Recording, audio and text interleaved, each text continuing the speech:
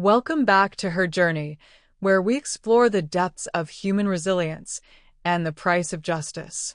Before we dive into today's story of betrayal, survival, and calculated retribution, I need you to do something for me. Don't just listen and leave. Hit subscribe so you'll never miss another story that speaks to your soul. Ring that notification bell, because trust me, you won't want to miss what's coming next. Now, settle in for a tale that will remind you that sometimes the quietest revenge burns the brightest. The walls of the house echoed with screams that Tuesday morning, not of mourning or loss, but pure accusation. Pay rent or get out. Melissa's voice cracked with a mixture of grief and venom as she stood at the top of the mahogany staircase Daniel had installed just last Christmas. Her eyes were bloodshot from crying, but there was no sorrow in her tone, only the sharp edge of someone who had finally found their target. Melissa was Daniel's 26-year-old daughter from his first marriage, the product of a union that had ended in bitter divorce when she was 12. She'd never fully accepted me as her stepmother, though she'd learned to tolerate my presence for her father's sake. I stood silently at the foot of those same stairs, my arms crossed over my chest to hide the trembling in my hands. The bruise on my forearm from Travis's shove the day before throbbed like a persistent reminder of my new place in this house. No longer a wife, no longer family, just an intruder wearing yesterday's grief. "He's gone now, Elena," Melissa sneered, taking each step down with deliberate slowness, like a predator approaching wounded prey. "Let's see who defends you now." Daniel Vaughn had been gone for exactly 12 days. A sudden cardiac arrest at 52, no warning, no goodbye, no time to update the will that still listed his ex-wife as the primary beneficiary. The quiet woman who had married Daniel just 4 years ago after his messy divorce, was left with nothing but memories and a family that had never truly accepted me. The funeral had been 3 days ago. I remembered standing alone at the graveside while his family clustered together like a protective wall, whispering among themselves and shooting glances in my direction. Melissa had worn the black dress I'd helped her pick out for her college graduation 2 years earlier. Daniel had been so proud that day. Now she wore it to bury him. That afternoon, I attempted to maintain some semblance of normalcy by sitting in my usual seat at the lunch table. The mahogany dining set Daniel and I had picked out together during our second year of marriage seemed foreign now, hostile even. Travis, Daniel's younger brother with his perpetually bloodshot eyes and beer belly, looked up from his sandwich and chuckled, a sound like gravel in a disposal. "You think you're still family?" he muttered, crumbs falling from his mouth as he spoke. "Don't get too comfortable, sweetheart." The endearment dripped with sarcasm. Daniel used to call me sweetheart, but when Travis said it, the word felt like a slap. I stood to leave, needing air, needing space, needing anywhere but here. But Travis pushed back his chair and blocked my path, his bulk filling the doorway between the dining room and kitchen. "Where you going?" he asked, and before I could answer, he placed both hands on my shoulders and shoved me backward. Hard.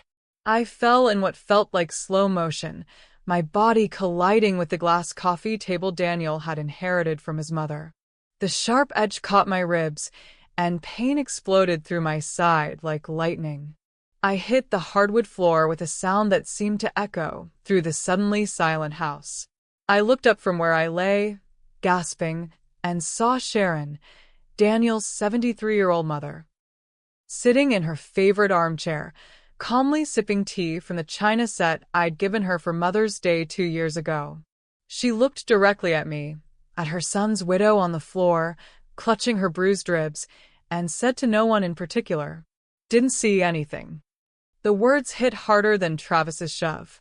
This woman had watched me care for her son through 2 bouts of pneumonia, had eaten countless dinners I'd cooked, had accepted my Christmas presents with what I'd thought was genuine warmth. Now she sat there, teacup steady in her weathered hands, erasing me with 3 simple words. I limped to the bedroom Daniel and I had shared, each step sending fresh waves of pain through my torso.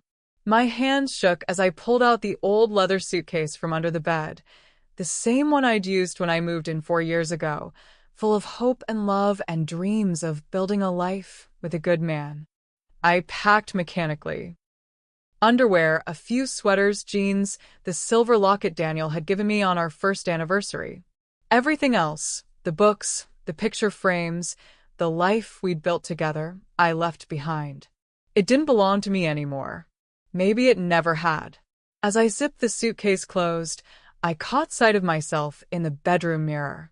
My dark hair was disheveled, my hazel eyes red-rimmed and hollow. The woman staring back at me looked like a stranger, broken, displaced, forgotten. But underneath the pain and shock, something else flickered in my reflection. Something cold and calculating that I didn't recognize but didn't entirely dislike. I carried my suitcase down the same stairs where Melissa had delivered her ultimatum just hours before. The family was gathered in the living room now, Travis holding an ice pack to his knuckles. Apparently, shoving grieving widows was hard work. They all looked up as I appeared with my luggage, and I saw something I hadn't expected in their faces: relief. They wanted me gone. Had probably wanted me gone since the day Daniel slipped that ring on my finger. His death had just given them the excuse they needed. No one said goodbye. No one offered to help with my bag.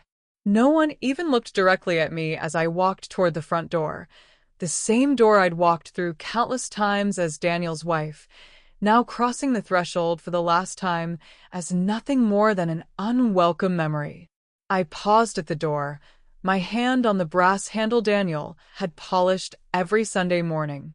For a moment, I considered turning around, fighting for what was rightfully mine, demanding the respect I deserved as his widow. But the silence behind me was deafening, and I realized there was nothing left here worth fighting for.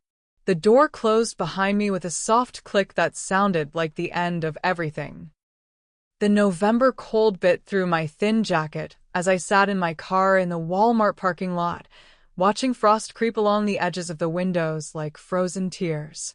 My breath fogged the glass as I stared at my phone, watching it light up with missed calls and text messages, none of them from Daniel's family.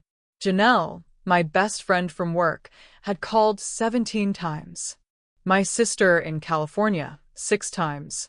Even Mrs. Patterson from next door had called twice, probably wondering where I'd disappeared to. But the people I'd lived with for 4 years, the people who'd shared meals and holidays and ordinary Tuesday afternoons with me, nothing. I didn't answer Janelle's calls. How could I explain that the family I'd thought was mine had discarded me like week-old leftovers? How could I put into words the casual cruelty of being erased by people who'd watched you love their son, their brother, their father? Instead, I drove. Aimlessly at first, through the suburban streets of our small Missouri town, past the grocery store where Daniel and I used to shop together, past the park where we'd had our first date, past the little church where we'd gotten married 4 years ago. Everything looked the same, but I felt like a ghost haunting my own life. The next morning, curiosity got the better of me. I drove past the house, my house, Daniel's house, whatever was now. Melissa's silver Honda was parked in the driveway, along with Travis's pickup truck and Sharon's ancient Buick. Music drifted from the open living room windows, something upbeat and cheerful that made my stomach clench. They were having a party. Less than 2 weeks after Daniel's death, less than 24 hours after throwing me out, they were celebrating. I sat in my car across the street, watching through their windows as they moved around the living room, drinks in hand, faces animated with conversation and laughter. Melissa threw her head back at something Travis said, her blonde hair catching the afternoon light. Sharon clapped her hands together, delighted by some joke I couldn't hear. They looked happy, lighter somehow, as if a burden had been lifted from their shoulders. The burden, I realized, had been me. I didn't cry. The tears had dried up somewhere between Travis's shove and Sharon's casual blindness. Instead, I felt something I'd never experienced before, a cold, clean anger that settled in my chest like ice in a glass. It wasn't the hot, explosive rage that makes people scream and throw things. This was different. This was patient. I drove to a gas station on the other side of town and bought a burner phone with cash. I went home to my car because that's what it was now, my home, and methodically deleted my social media accounts. Facebook, Instagram, Twitter, gone. I wasn't hiding. I was disappearing. If they wanted to erase me from their lives, I'd help them along. But first, I was going to make sure they remembered exactly what they'd thrown away. The studio apartment I found on the edge of town was the kind of place people ended up when life took an unexpected turn. Yellowed linoleum tiles, fluorescent lights that buzzed like dying insects, walls so thin I could hear my neighbor's television through the bathroom.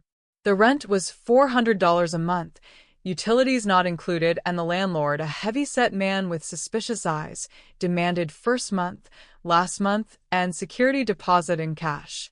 I paid it without blinking. The life insurance policy Daniel had kept through his work would take months to process, assuming his family didn't contest it, but I had some savings. Enough to survive while I figured out what came next. The apartment came furnished with mismatched pieces that looked like they'd been rescued from garage sales, a sagging couch the color of old mustard, a kitchen table with uneven legs, a bed that creaked every time I turned over. But it was mine, and after 12 days of feeling like an intruder in my own home, ownership felt like luxury. I got a job at Mel's Diner, a tired-looking place on Route 50 where truckers stopped for coffee, and the locals came for gossip. The manager, a woman named Rita with silver hair and kind eyes, didn't ask many questions when I applied. She took one look at my wedding ring. I still wore it, though I wasn't sure why, and seemed to understand that I was running from something. "Can you work nights?" she asked. "I can work whenever you need me," I replied, and I meant it. Sleep had become elusive anyway, filled with dreams of Daniel and nightmares of his family's faces when they realized I was gone. At night, after my shift, I sat at my uneven kitchen table and wrote in a composition notebook I'd bought at the dollar store. Not a diary. Diaries were for teenage girls and people who still believed in happy endings. This was something else. A record. A plan. Day 18 without Daniel, I wrote. They say grief makes you weak. I say it clears your vision. No distractions. No false hopes. No pretending things are other than what they are. Just truth. And the truth was this. Daniel's family had wanted me gone from the beginning. They tolerated me for his sake, smiled at family dinners and bought me birthday presents, and included me in holiday photos. But underneath the politeness, they'd been waiting. Waiting for him to come to his senses, waiting for me to mess up, waiting for any excuse to reclaim their territory. His death had been their opportunity, and they'd taken it without hesitation. I spent hours at the diner's computer during slow periods, researching inheritance law in Missouri.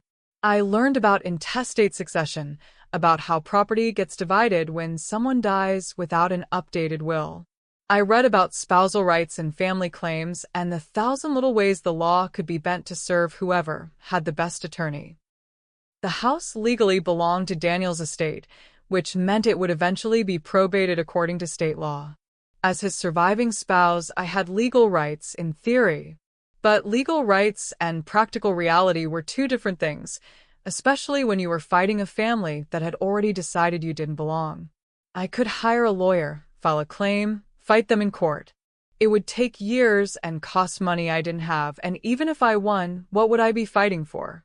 The right to live with people who despised me? The privilege of eating dinner every night with a family that had watched me get shoved to the floor and said nothing? No. I didn't want the house. I didn't want their money or their grudging acceptance. I wanted something else entirely. They took my life, I wrote in my notebook. They took my husband, my home, my place in the world. They took 4 years of building something beautiful and crushed it under their feet like it was nothing. Time to take something back. Working at Mel's Diner introduced me to all kinds of people, shift workers heading home from the plant, insomniacs looking for coffee and conversation, travelers passing through our small town on their way to somewhere more important. I learned to listen without seeming curious, to ask questions that felt like small talk rather than interrogation. Alec Morrison came in every Tuesday night around 11, after his shift at the fire department ended. He was maybe 45, with graying hair and gentle hands that he kept wrapped around his coffee cup like he was trying to absorb its warmth. He'd been a firefighter for 20 years before switching to electrical work, something about wanting a job that built things up instead of just putting out what was burning down. More peaceful, he told me one night when the diner was nearly empty. Less dramatic. He had a laugh like gravel and eyes that missed nothing. I noticed the way he looked at the diner's outlets, the way he frowned at the extension cords Rita had daisy-chained behind the counter. Professional curiosity, he said, but I could tell it bothered him. Fire hazard, he muttered, shaking his head. Amazing this place hasn't burned down already. I refilled his coffee and asked as casually as I could manage, how does that happen? Electrical fires, I mean. He looked up at me with those sharp eyes, and for a moment I wondered if I'd been too obvious. But then he smiled and launched into an explanation about overloaded circuits and heat buildup and the way electricity always finds the path of least resistance. It's all about timing, he said, warming to the subject. You overload an outlet the right way, give it the right conditions, and eventually something's going to give. Could be hours, could be days. Just depends on how much stress the system can take. Could someone delay it? I asked, wiping down the counter to avoid his gaze. Hypothetically, I mean. Like, make it happen at a specific time? Alec raised an eyebrow. That's an interesting hypothetical question. I felt heat rise in my cheeks. I'm taking a night class. I lied smoothly. Criminal justice. We're studying arson investigation. He studied me for a long moment, then nodded slowly. Hypothetically, he said, yeah. Timer systems, thermal delays, even just knowing which circuit will fail first under stress. It's not rocket science if you know what you're doing. Hypothetically, I said, how long could you delay it? His smile was enigmatic. Depends how patient you are. Miss Marla Hendricks came in Thursday mornings before the breakfast rush, but after the night shift workers had cleared out. She was 70-something with silver curls and a cleaning cart that she wheeled from house to house, maintaining the homes of families who could afford to pay someone else to scrub their toilets and dust their family photos. She cleaned for half the wealthy families in town, including several I recognized from Daniel's social circles. She knew everyone's business, who was getting divorced, who was having money troubles, who was sleeping with whom behind closed doors. I don't gossip, she always said, then proceeded to share every intimate detail of her employers' lives with anyone who would listen. I made sure I was always available to listen.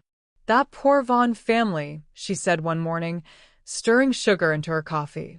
First they lose Daniel, then that business with Elena just disappearing like that. Melissa's beside herself, wondering where she went. I kept my face carefully neutral. Elena. Daniel's wife.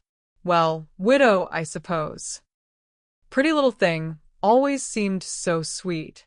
But you never know with people, do you? Melissa thinks she might have had something to do with some strange things happening around the house. My pulse quickened, but I kept my voice level. Strange things. Oh, you know how it is when you're grieving. Everything feels wrong. But Melissa swears someone's been moving things around, leaving little messages. Probably just her imagination. But Marla leaned closer, lowering her voice. Between you and me, I think that family's coming apart at the seams. She went on to describe the fights between Travis and Melissa, the way Sharon had started drinking wine with breakfast, the police visit that had the whole neighborhood talking. I absorbed every detail, filing it away for future use. Course, if you ask me, Marla concluded, they brought it on themselves. The way they treated that poor girl after Daniel died, shameful, really. Just shameful.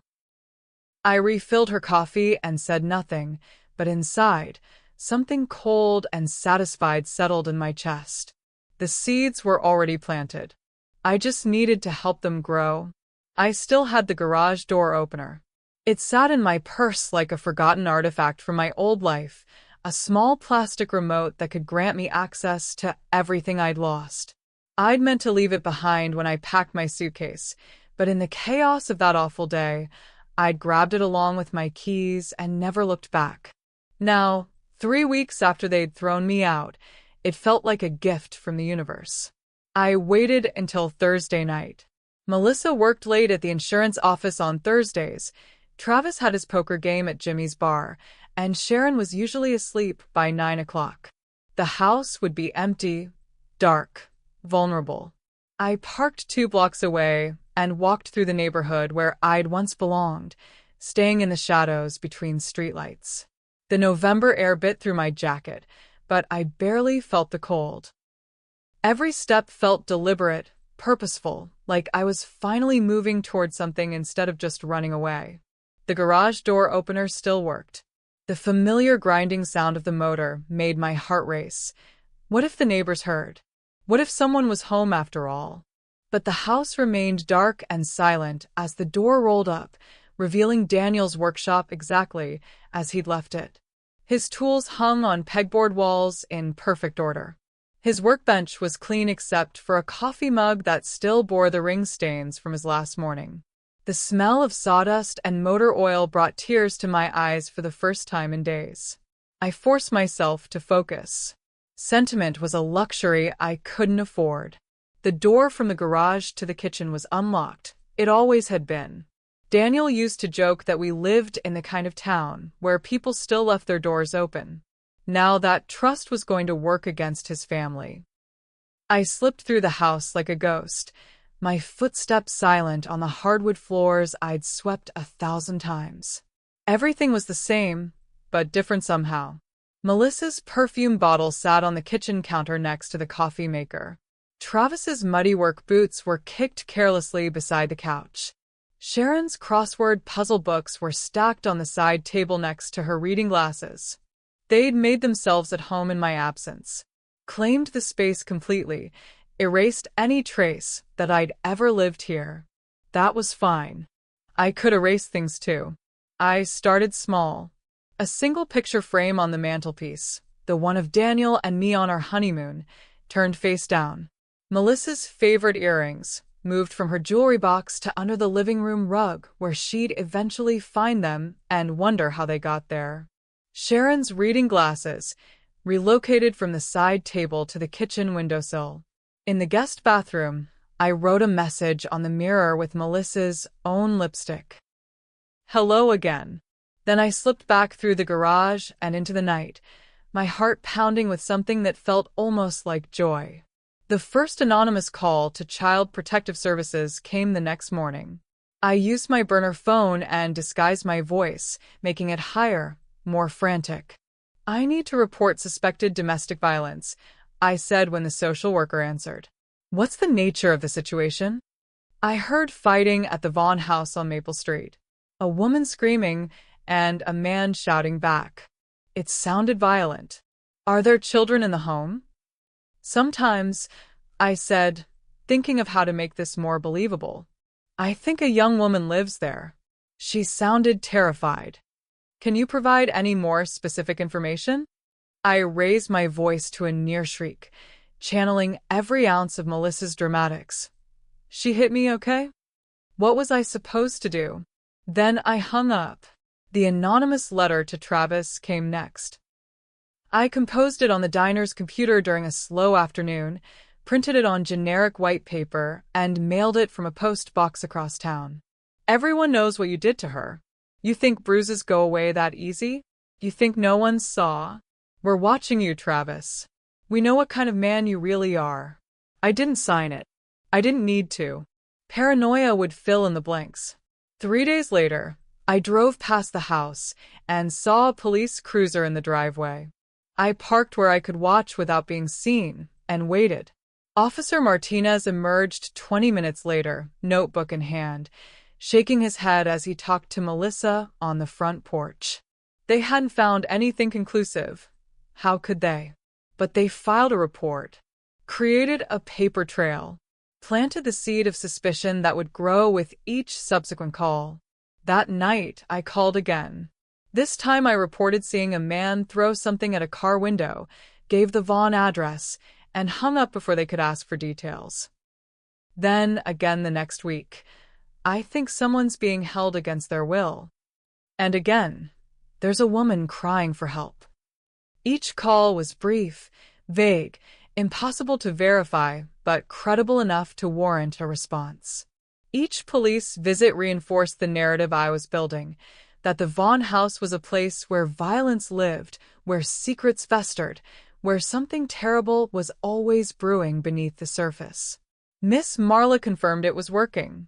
That family's falling apart, she reported over coffee. Police have been there 4 times this month. Melissa's convinced someone's watching her. Travis is drinking himself stupid, and Sharon barely leaves her room. Any idea what's going on? I asked innocently. Well, Marla leaned closer. Between you and me, I think they're feeling guilty about how they treated Daniel's wife. You know how guilt can eat at people, make them paranoid, make them turn on each other. She was right about the guilt, though not for the reasons she thought. The Vaughn family was discovering that cruelty had consequences, that the universe had a way of collecting debts. They just didn't know I was the collection agency. But they were about to find out. Alec built the thermal delay device in his garage workshop, though he never asked what I planned to do with it. Maybe he didn't want to know. Maybe he understood that some questions were better left unasked. It's elegant, really, he explained as he showed me the small metal box that would change everything. Basic thermodynamics. You wire it into an already overloaded circuit, set the timer for however long you want, and when it reaches the right temperature. He made a small explosive gesture with his hands. How long? I asked. This one? About 4 days from activation. Long enough for whoever sets it to be far away when it finally goes off. Hypothetically speaking, of course. Of course. He handed me the device wrapped in an old shoebox, along with detailed instructions written in his careful handwriting. Just remember, he said, looking directly into my eyes, some fires spread faster than others. Make sure you know where everyone will be when the sparks start flying. I understood. This wasn't about burning down a house. It was about burning down a lie. The lie that they were innocent, that they were victims, that they deserved sympathy instead of consequences. The night before I planned to plant the device, I made one final visit to my former home. The garage door opener still worked, the kitchen door was still unlocked, and the house was still full of the people who'd erased me from their lives. But this time, I didn't just move objects or leave cryptic messages. This time, I went to Melissa's bedroom, the same room that had been Daniel's study when I lived here, and left a note on her pillow. Tell Dad I said goodbye. It was cruel, I knew. Daniel had been a good father to Melissa, despite the complications of divorce and remarriage and the awkward dance of blended families. But cruelty was a language his family understood, and I was finally learning to speak it fluently. I planted Alec's device behind the entertainment center in the living room, where it connected to an outlet already strained by the television, cable box, DVD player, and gaming console Travis had plugged into a single surge protector. The perfect recipe for an electrical fire that would look completely accidental to investigators. For days.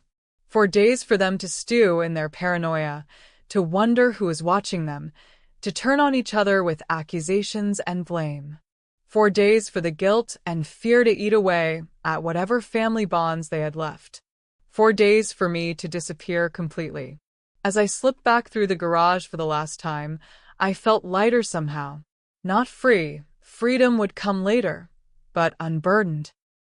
For weeks, I'd been carrying the weight of their rejection, their casual cruelty, their assumption that I didn't matter enough to fight back. Now the weight was theirs to carry. And it was going to get much heavier before this was over.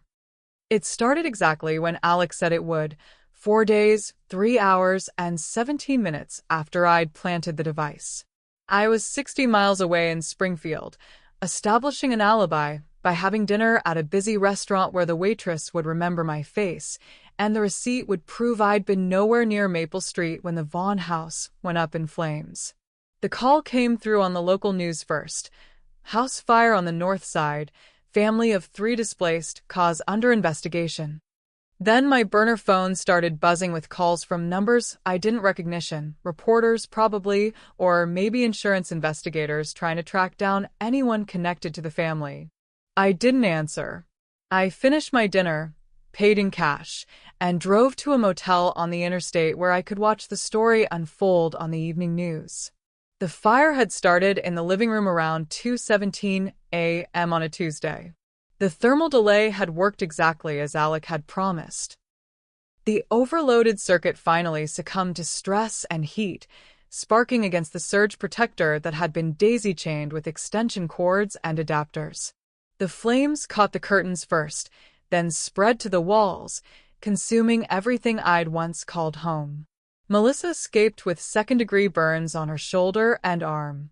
She'd been sleeping on the living room couch, probably afraid to sleep alone in her bedroom after finding my note, and woke up surrounded by fire.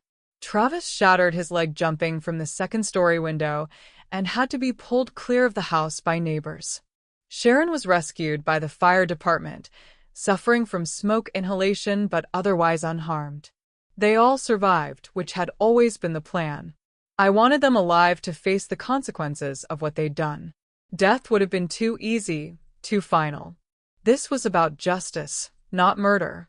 But the fire wasn't the real punishment. The fire was just the beginning. The insurance investigation started immediately. House fires were always scrutinized, especially when they destroyed property worth several $100,000. The investigators found the overloaded outlet, the faulty wiring, the perfect storm of electrical problems that had caused the blaze.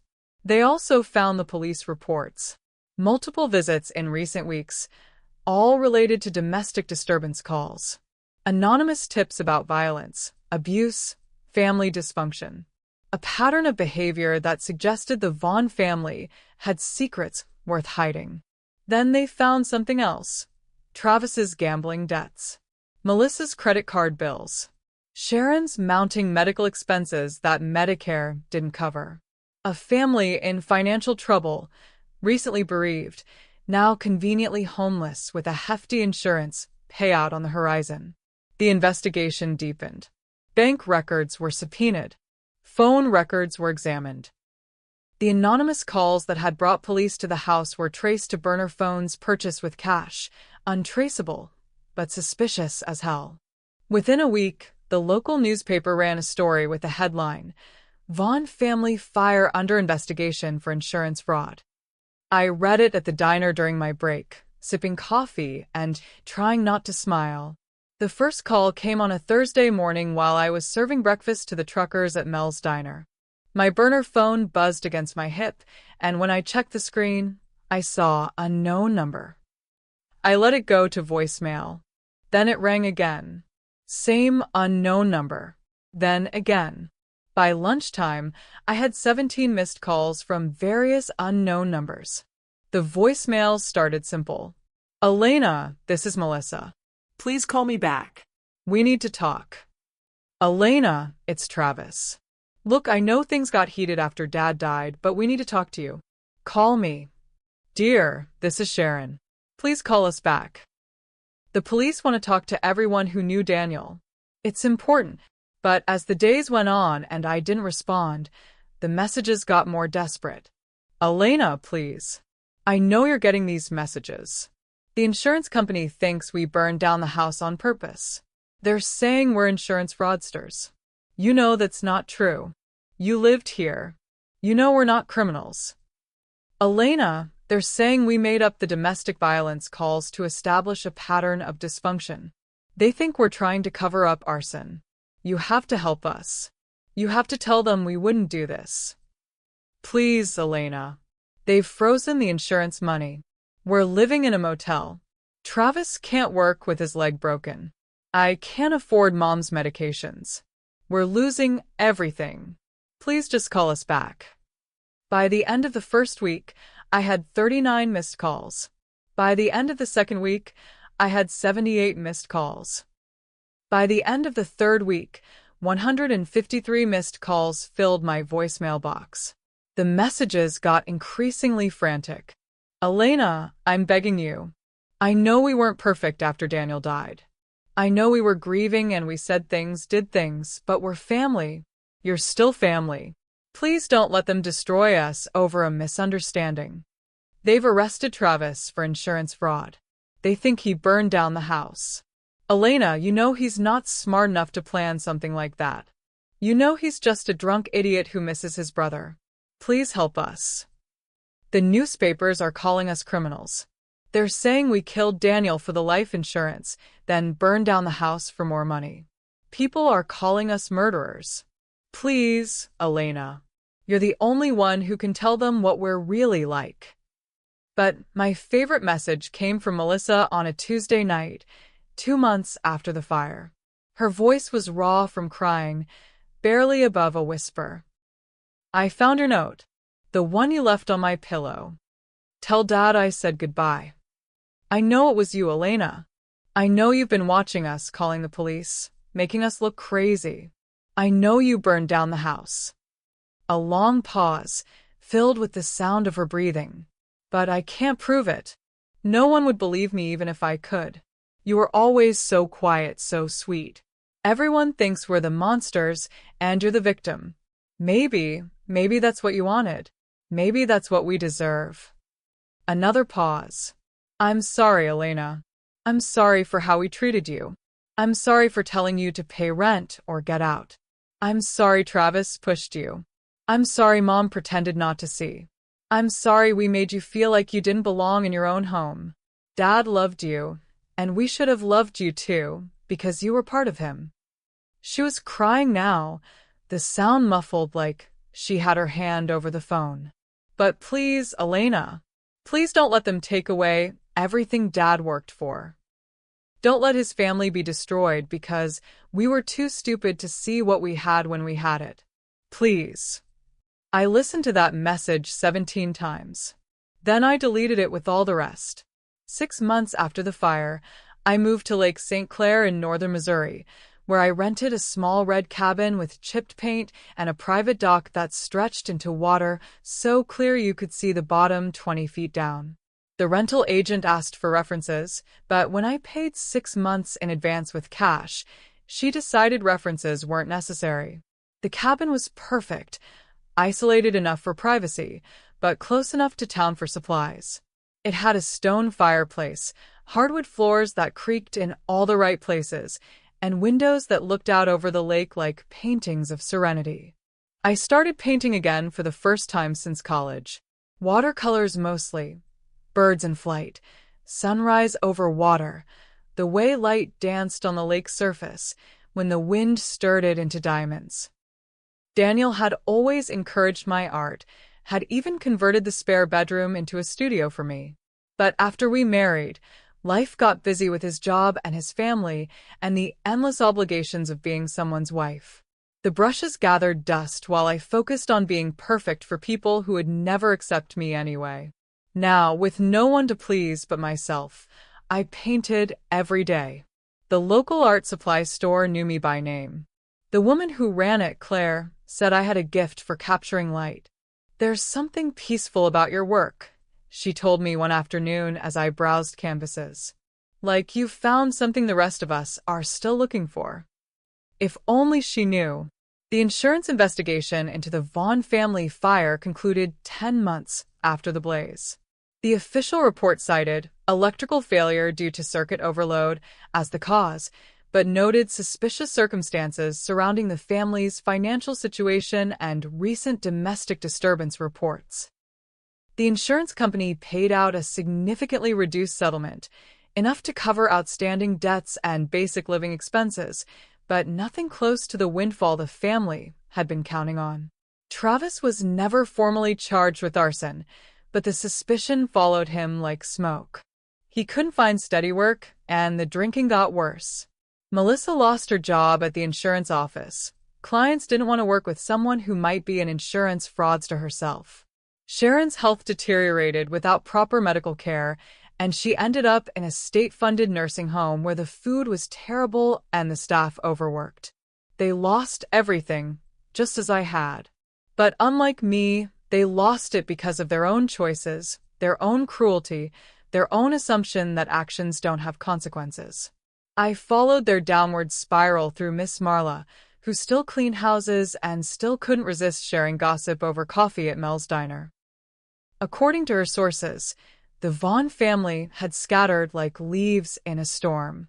Melissa moved back in with her ex-husband, swallowing her pride for the sake of having a roof over her head. Travis lived in a series of cheap motels, surviving on disability payments and whatever odd jobs he could find. Sharon rarely had visitors at the nursing home. Tragic, really, Marla said, stirring sugar into her coffee. How a family can just fall apart like that. Makes you wonder what really happened in that house after Daniel died. I refilled her cup and said nothing, but inside, I felt the deep satisfaction of a job well done. Alec visited the cabin once, about a year after I'd moved there. He knocked on my door on a Thursday evening, holding a bottle of wine, and wearing an expression I couldn't quite read.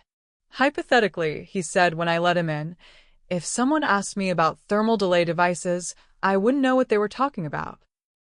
Hypothetically, I replied, that would be the smart answer.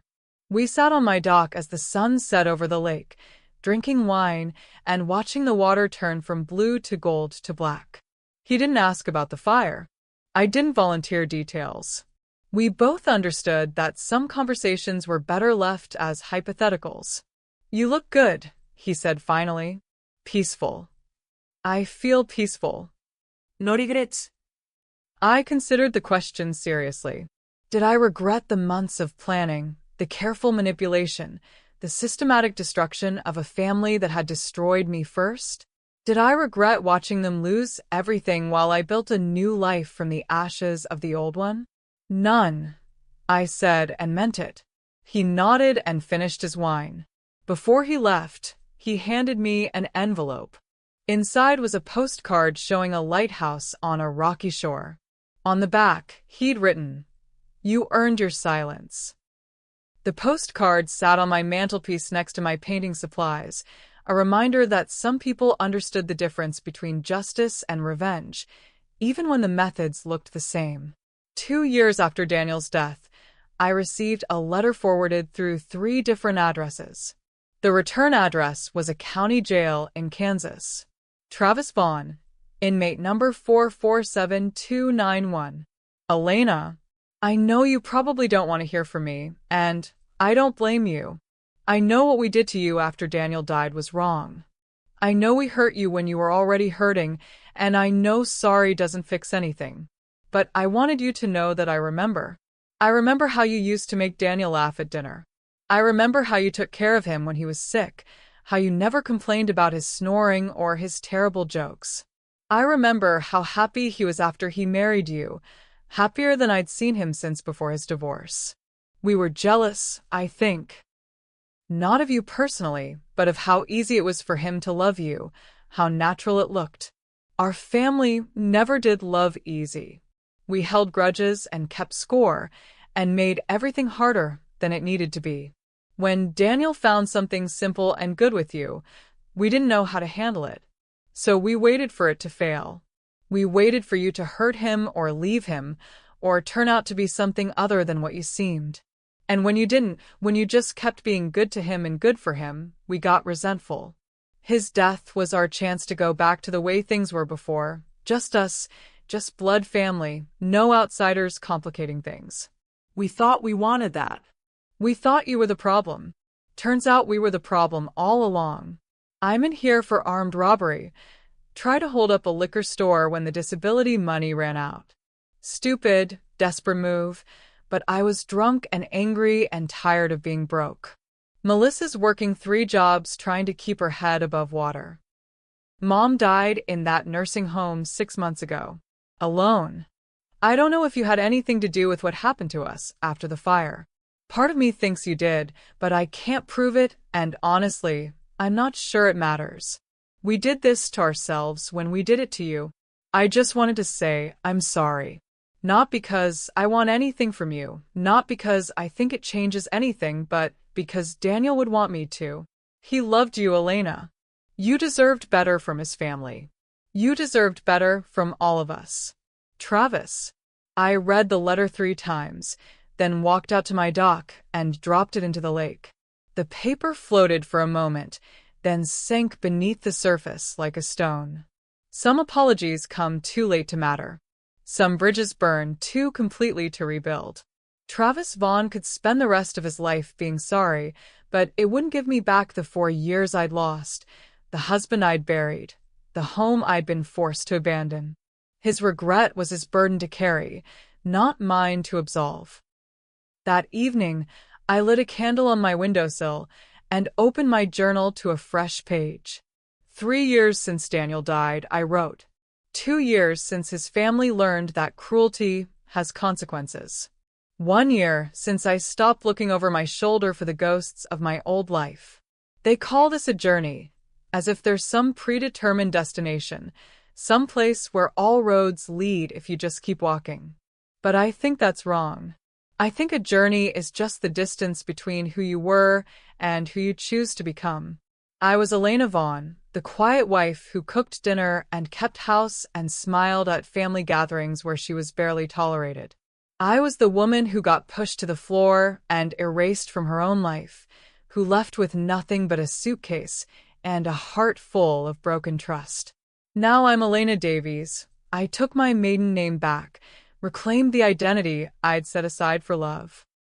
I'm the woman who paints light on canvas and lives by a lake where the water reflects whatever sky it's given. I'm the woman who learned that sometimes the only way to find peace is to stop asking permission to deserve it. The Vaughn family wanted me gone, so I disappeared. But I didn't vanish, I transformed. I became something they never expected, something they couldn't control or dismiss or shove aside. I became someone who pushes back. The candle flame danced in the window, casting shadows that looked like wings on the cabin walls. Outside, the lake lapped against the dock with a sound like whispered secrets. Somewhere in the distance, a night bird called to its mate and was answered. I closed the journal and smiled at my reflection in the dark window. Tomorrow I would paint again. Maybe the sunrise, maybe the way mist rose from the water in the early morning, maybe just the simple joy of light finding its way through darkness. But tonight, I was content to sit in my cabin by the lake, surrounded by the art I'd created and the life I'd built from the ashes of the old one. I was free in ways I'd never been when I was married, when I was part of a family that had never truly wanted me. They thought throwing me away would solve their problems. Instead, it had set me free to solve mine. And that, I realized, was the most perfect revenge of all. If this story of transformation and justice resonated with you, make sure you're subscribed to her journey for more tales of women who refuse to stay victims. Hit that notification bell because we're just getting started. Share this story with someone who needs to hear that sometimes the best revenge is living well and living free. Remember, you are not what others make you. You are what you choose to become when the world tries to break you down. Until next time, keep walking your journey. It's yours to write. Subscribe. Share. Survive. Thrive.